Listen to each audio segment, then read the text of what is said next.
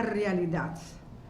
Corre para a realidade, ora como você querem, com obra como na 2019, me estava tendo show mais grande mesmo, como celebrar meus 50 anos de farándola. Só começar com 17 anos, agora como eu ia para a Colômbia, para me trazer 45. Então, eu começar como cantante. Depois de cantante, vim back a Aruba, mas trabalhei 5 anos na Holanda, profissional como cantante na banda. Mas decidi vir back, então aqui mas decidi vir com mostrar meu talento de atuação também.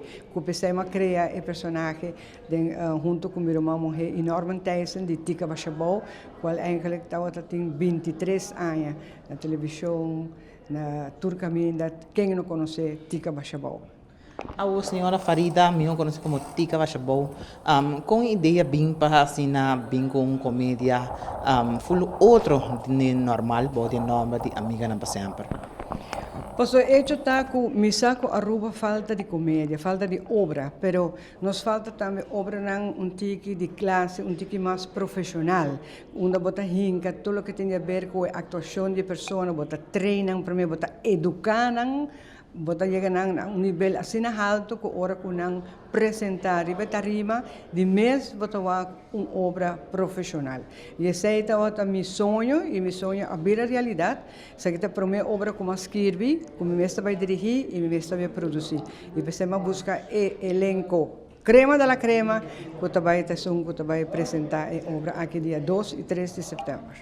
Quem turlo forma parte da apresentação aqui no momento que você subir ao cenário para assinar full show de outro mundo para o povo de Aruba? Well, me começar com Nilka Franca, qual tem hoofdrol.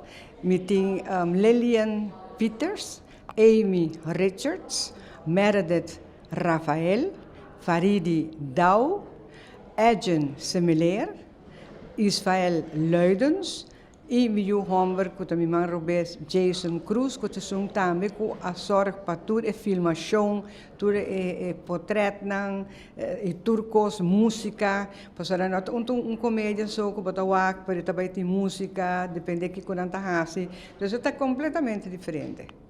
Na final, na onda, o povo de Aruba lo busca e carte e oferece número de contato kami por chega na bolsa para assinar por chega din sala de casa cultura e sostener bolsa arte. Ok, mas me repetir 2 e 3 de setembro na Casa Cultura para 8 da noite. O ticket está available, of carta de entrada na Casa de Cultura Mes, na Plaza Book Shop, na Superfood, na Checkpoint Color, ou pode chamar minha persona na 566 37 Jesus.